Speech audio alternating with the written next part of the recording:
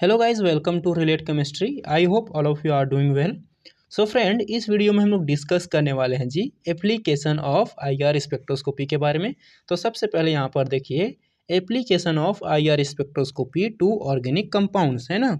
तो फर्स्ट है इसमें है identification of an organic compound.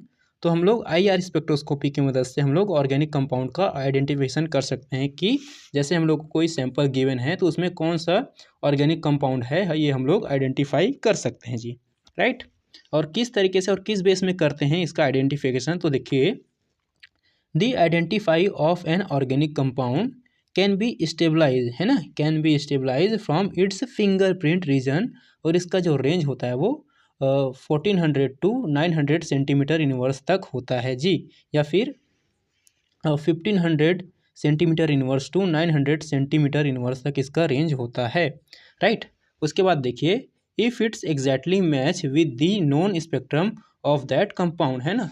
तो यहाँ पर देखिए, यहाँ पर आप लोगों को अच्छे से समझ में आएगा कि जैसे कि हम लोग जानते हैं दोस्तों, ये हमारा मैटर है ना। जब हम लोग इसमें आईआर रेडियो फ्रिक्वेंसी फॉल कराते हैं तो हम लोगों को इस तरीके से स्पेक्ट्रम देखने को मिलता है। ग्राफ चार्ट के माध्यम से इस तरीके से स्पेक्ट्रम देखने को मिलता है जी, आईआर स्पेक्ट्रम। और इस तरीके से उनमें पीक देखने को मिलता है, राइट।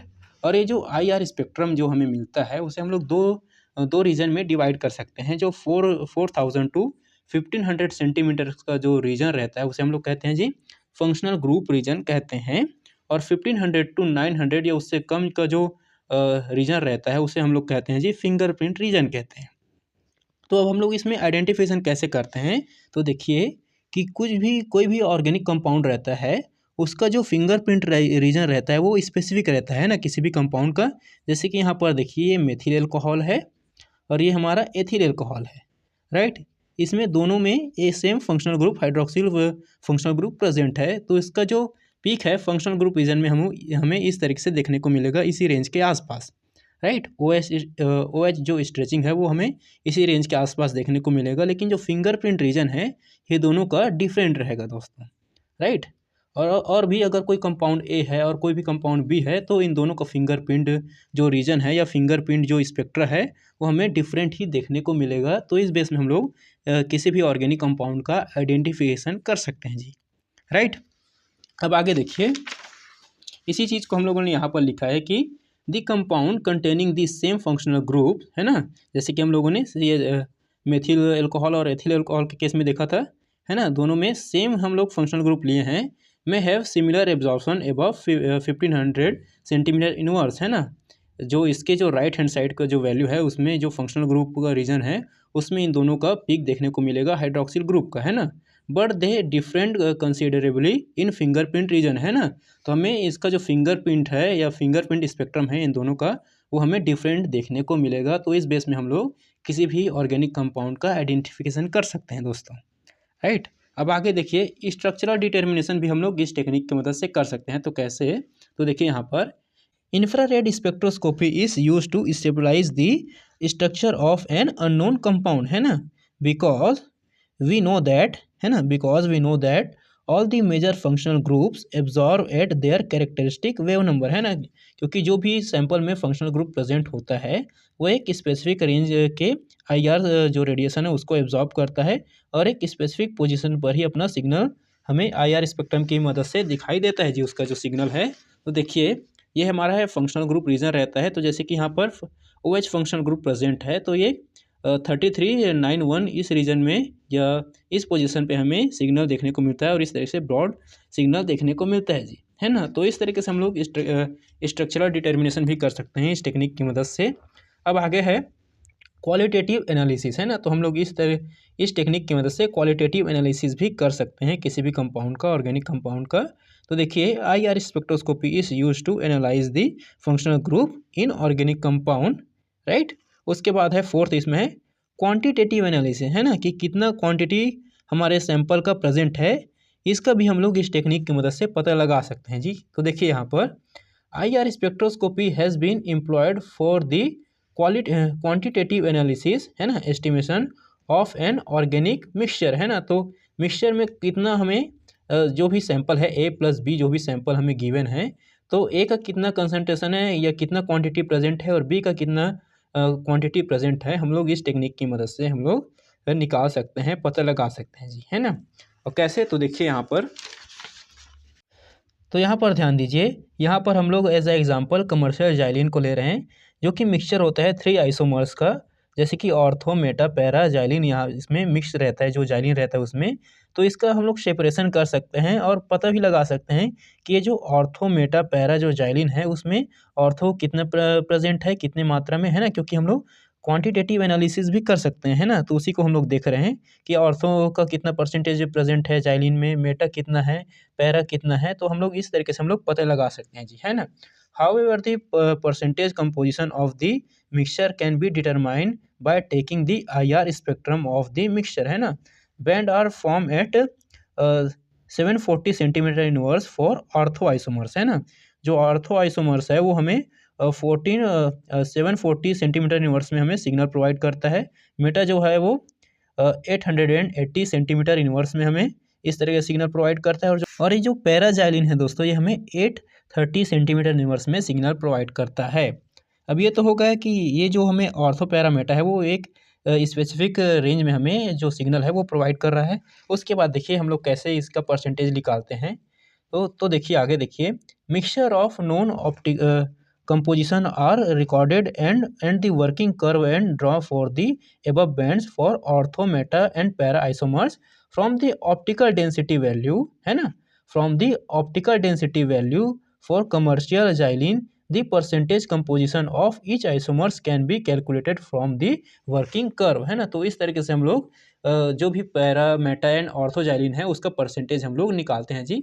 तो इस तरीके से हम लोग IR स्पेक्ट्रोस्कोपी की मदद से क्वांटिटेटिव एनालिसिस भी कर सकते हैं जी, राइट। अब आगे देखिए, अब यहाँ पर ध्यान दीजिए जी, फिफ्थ इसमें है जियो मटेरियल आइसोमर्स।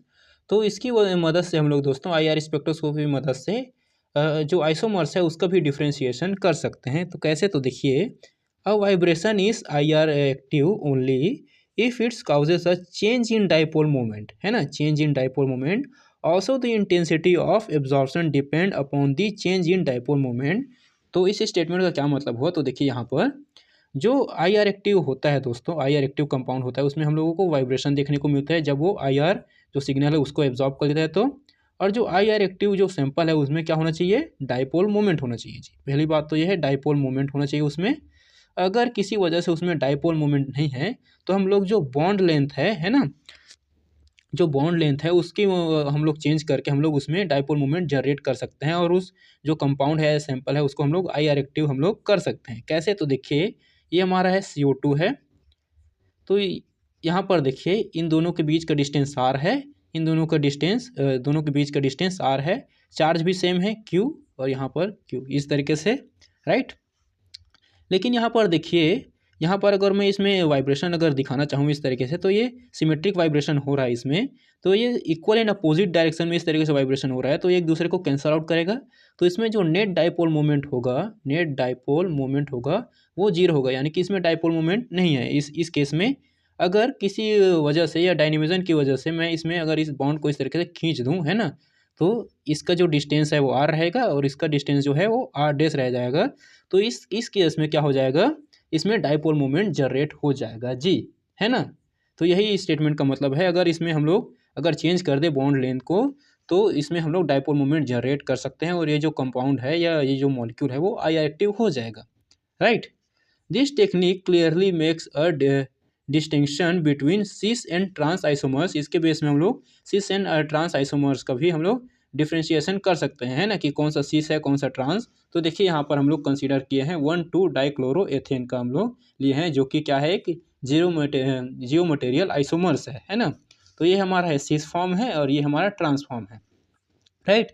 तो अब हम इन दोनों में किस तरीके से डिफ्रेंशिएट कर सकते हैं, तो देखिए जैसे कि हम लोगों ने यहाँ पर डिस्कस किया कि अगर जो वाइब्रेशन है वो इक्वल एंड अपोजिट डायरेक्शन में इस तरीके से होता है तो नेट डाइपोल मोमेंट क्या हो जाता है जी, 0। तो इस केस में हमें कहाँ पे देखने को मिल रहा है, इस तरीके का केस ट्रांसफॉर्म में देखने को मिल रहा है ना। यहाँ पर ये सेंटर है, इस तरीके से ये पॉजिटिव चार्ज है, ये नेगेटिव चार्ज, ये पॉजिटिव चार्ज है और ये नेगेटिव चार्ज। तो इस तरीके से ये यहाँ पर ये सिमेट्रिक वाइब्रेशन यहाँ पर ये शो हो रहा है। तो इसके कारण इसका जो नेट डाइपोल मोमेंट है सॉरी जो नेट डाइपोल मोमेंट है वो इस तरीके से जीरो हो जाता है जी। इक्वल इन अपोजिट डायरेक्शन में अगर वाइब्रेशन हो रहा है तो नेट डाइपोल मोमेंट जीरो हो जाता है। बट सीस के केस में ऐसा नहीं होता, सीस आइसोमर के केस में ऐसा नहीं होता। ये पॉजिटिवली चार्ज है, ये नेगेटिवली चार्ज, ये पॉजिटिवली चार्ज है और ये नेगेटिवली चार्ज। लेकिन हम लोग डायनेमिज्म की वजह से इस तरीके से ये इसमें हम लोग वाइब्रेशन इसमें शो कर रहे हैं, तो इसमें जो डाइपोल मोमेंट है वो जीरो नहीं होगा, इसका जो वैल्यू होता है वो इतना होता है ना। तो जो सिस फॉर्म है वो आई आर एक्टिव होगा और जो ट्रांसफॉर्म है वो इनएक्टिव होगा। तो इस तरीके से हम लोग आइसोमर्स का भी डिफ्रेंशिएशन कर सकते हैं जी आई आर स्पेक्ट्रोस्कोपिक टेक्निक की मदद से, राइट। अब आगे देखिए application of I R spectroscopy in organic compound. तो यहाँ पर देखिए, तो फर्स्ट इसमें है जी जियो मटेरियल आइसोमर्स इन कॉम्प्लेक्सेस। तो देखिए यहाँ पर हम लोग दो आइसोमर्स कंसीडर किए हैं ऑफ बाइपैरामिडल कोबाल्ट 3 क्लोराइड का mixed which have the same empirical formula but different colour, है ना। तो इसकी मदद से हम लोग किस तरीके से इसको डिफ्रेंशिएट कर सकते हैं इन दोनों आइसोमर्स को, तो देखिए, या इनऑर्गेनिक कॉम्प्लेक्सेस को। तो देखिए by I R spectra it was observe that violet colour trans isomers of bipyramidal cobalt 3 chloride processes tetragonally distorted symmetrical, है ना, whereas pink cis isomers has the octahedral symmetry that suffer rhombic distortion, है ना। तो इस तरीके से हम लोग कलर के बेस में ये हम लोग सिस और ट्रांस जो इनऑर्गेनिक कॉम्प्लेक्सेस है उसका भी, या इनऑर्गेनिक आइसोमर्स है उसका भी हम लोग डिफ्रेंशिएशन कर सकते हैं जी, है ना। अब आगे देखिए, thus the lowering of symmetry of the molecule is more in cis form than the trans form, so cis form exhibit more infrared radiation bands than the corresponding trans form, है ना। तो इस तरीके से हम लोग इनऑर्गेनिक आइसोमर्स का भी इसकी मदद से डिफ्रेंशिएशन कर सकते हैं जी, है ना। अब आगे देखिए detection of water in a sample, है ना। जो सैंपल में वाटर प्रेजेंट है हम लोग इस टेक्निक का मदद से हम लोग पता लगा सकते हैं। If a sample contain lattice water, its I R spectrum will contain 3 bands in the regions 3600 to 3200 centimetre inverse, 1650 centimetre inverse और 600 टू 300 सेंटीमीटर इनवर्स में हमें बैंड या फिर इसका पीक जो देखने को मिलता है जी, अगर सैंपल में हमारा जो वाटर कंटेमिनेशन है वो प्रेजेंट होता है तो, राइट। तो इस तरीके से हम लोग जो वाटर प्रेजेंट रहता है सैंपल में उसका भी हम लोग डिटेक्शन कर सकते हैं इस टेक्निक की मदद से।